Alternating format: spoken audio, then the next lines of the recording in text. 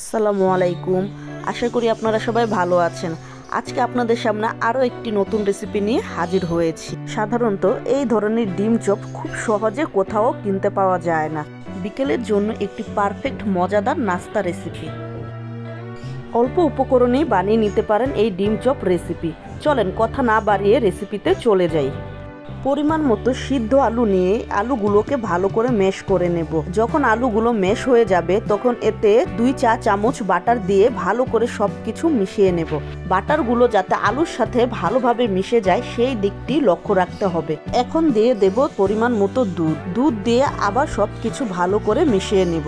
এক পর্যায়ে দেখবেন দুধ, বাটার এবং আলুর মিশ্রণটি খুব সুন্দরভাবে স্মুথ হয়ে গিয়েছে। সাথে সামান্য পরিমাণ লবণ দিব। ডো হয়ে গেলে হাতে তেল দিয়ে পরিমাণ মতো ডো হাতে নিয়ে ভালো করে রাউন্ড শেপ দিয়ে দেব। এরপর ডিমের একটি অংশ দিব।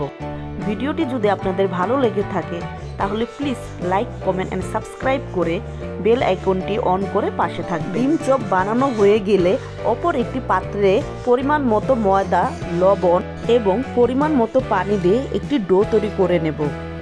ডো এর মিশ্রণটিতে অল্প অল্প পরিমাণ পানি দিয়ে সুন্দর পারফেক্ট ডো করে নেব। ডো যখন হয়ে যাবে তখন ডিম চপটি ভালো করে ডোয়ের মধ্যে মাখিয়ে ব্রেড ক্রামে দিয়ে দেব। ভালো করে ডিম চপটি ব্রেড ক্রামে মাখিয়ে পুনরায় ডোতে দিয়ে দেব।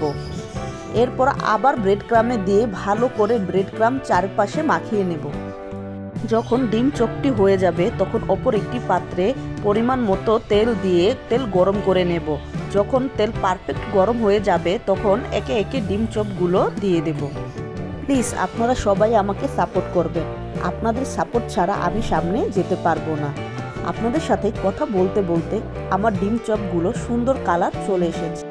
ডিম চপগুলো হয়ে গেলে অপর একটি পাত্রে উঠিয়ে নেব। হয়ে গেল মজাদার ইউনিক ডিম চপ রেসিপি।